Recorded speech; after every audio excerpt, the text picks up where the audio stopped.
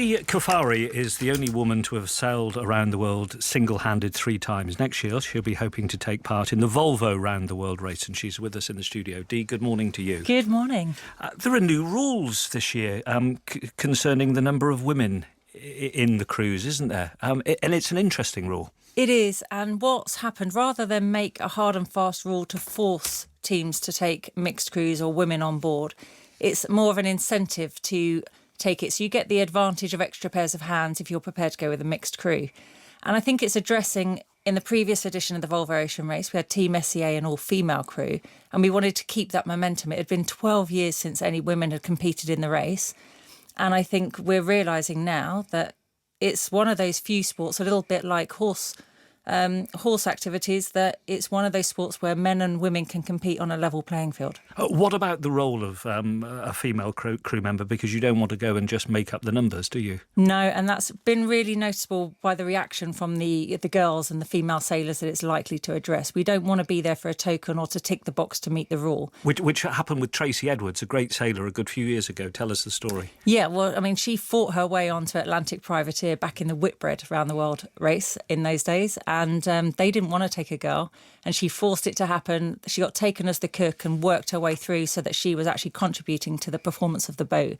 And then she went on to lead Maiden, that she's really well known for, the all-female team. Again, 25 years ago, proving that the girls can do the same job on the same boats out in the same ocean in the same weather. And here we are now having the same conversation, but now the rules are giving the advantage of extra pairs of hands if you're prepared to take a mixed crew. What I find fascinating is you're a great sailor. You've sailed around the world 3 times completely on your own. I just find that amazing. And yet to be part of a world, the ocean-going event in October, you're probably going to have to go for a trial, aren't you? That's right. So teams come together either led by sponsorship, then looking for the sailors, or by a skipper with the sponsor, then looking for the team. And you got to earn your place on the team. So it's a bit different. If I found the money and the finances to make it happen, I get the say in who joins my team. But as I'm not in that position at the moment, I'm banging on the doors of those that are putting teams together, asking them to pick me. And you go for a sale. It's a little bit like any trial for any team. You have to prove your ability and show that you can fit in and help the team perform better. So you can contribute to the high performance team and make the improvements. So you've got to not only have the hard skills, but the soft skills to be in the team. What's the best thing about sailing around the world on your own? That you don't have any of those things to deal with. You don't have to worry about the interaction of people. You can have a bad day and it doesn't affect anybody else.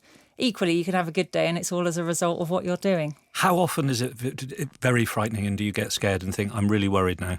Oh no, there's always elements of that. And it's very easy to sit here in the warm studio chatting to you and say how lovely it is, but it is wet, cold and miserable and sometimes pretty scary. Yeah, and in terms of looking after yourself, I'm thinking, what would suddenly happen if you had an appendicitis or something? What happens? Well, there are some sailors that take it to the extreme and actually have their appendix removed so they can eliminate all the potential things that can happen. And it is one of those things where you have to be the electronic engineer, the mechanic, the doctor, the medic, you're everything all rolled into one. And there's only certain limited things that you can do to yourself, and it's really hard when you are the patient and the doctor having to deal with things. But you get advice along the way. Yeah, have you had your appendix removed? I haven't. I'm actually one of the sailors that's still sailing with my appendix, but I live a pretty healthy life, and touch wood, I haven't had an issue yet. Yes. Tracy Crouch, Sports Minister, is with us. I mean, Dee's just such a fantastic story. She's amazing, and I was actually working for Aviva in City before I was an MP, and we sponsored Dee's trip, her single-handed circumnavigation around the world against prevailing winds back in 2005, and we followed it from our desks as Dee sort of kind of battled everything you can possibly imagine, and she was just so inspiring. Oh, that's good memories, that is. I mean, that's going the wrong way. That was one of those things where I remember the first question I got asked by a child when I got back was, didn't anybody even tell you were going the wrong way? So I had to explain that was okay. But why do you go the wrong way? Because it's so much harder, isn't it? Sailing against all the strong winds and the currents? That's it, against the prevailing winds and currents. So you're literally tacking against everything trying to send you the other way, and you're out there for twice as long, basically. Mm-hmm. Many years ago, I was on a boat leaving Lisbon. and the captain said as we were leaving, we're going across the Bay of Biscay. Now, that's, for people that don't know, the Bay of Biscay is rough, isn't it, Dee? That's right. It's just in that little alcove in France there. And, you know, in the wintertime, it gets all the storms and they come all the way from the Atlantic and crash into that bay with nowhere else to go. And the captain said, listen, it's going to be very, very rough. And at about midnight, the waves were 100 feet high and I was sort of petrified. But having said that, it was quite cosy because I was on the QE2 and you sort of think, I'll be all right. It's the QE2. I'm fine. But for you, what is the most sort of frightening thing that's ever happened? Well, the whole kind of environment that you're in, you have no control over it. And it very quickly reminds you that you have no control. Nature is a powerful beast and she lets you know who's in charge.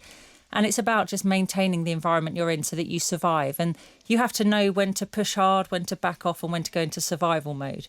Because you've got to finish First, you've got to finish before you can finish first.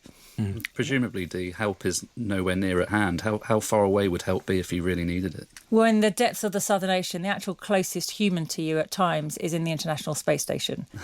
So that kind of puts it into relative terms where rescue is going to come from. So your rescue is actually your fellow sailor. So your fellow competitor, who's your fiercest rival, is actually the first person that's going to come to your aid should you need it. And it's that unwritten law of the sea where you go and support people in need and then worry about how you get paid back for that later. Yeah, and there are great stories of that. I remember it was Tony Bullimore, if memory serves correct. There are great stories, and obviously you are going to go and help a competitor, aren't you? That's right, and I think Tony Bullimore is controversial because he got the Australian Navy to rescue him, but Pete Goss, our very own Pete Goss, went and helped somebody else at sea and then also received some help at other times and got recognised for that. So there's always emotional stories, and that's what's quite unique about the sport.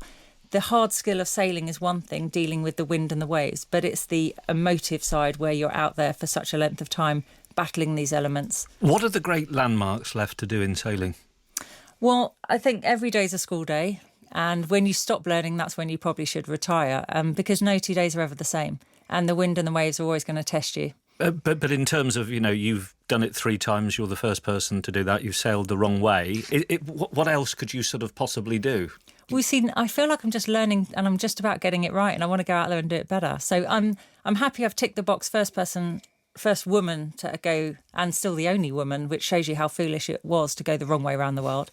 And I don't really have to do that one again. But for me, the Volvo Ocean Race, I had a taste of that in the last edition, and I'd really like to step moving forwards progressively to a mixed crew, because that's how we all operate in everyday life, and push a bit harder and see if we can get a better result. Well, I really, really hope that you manage to sort of get a boat. Needless to say, people will, if anybody wants you, you're available. That's right, for sure, and I'm more than happy to come and trial and see how my skills fit in with the team. OK, DeeCaffari, thank you very much.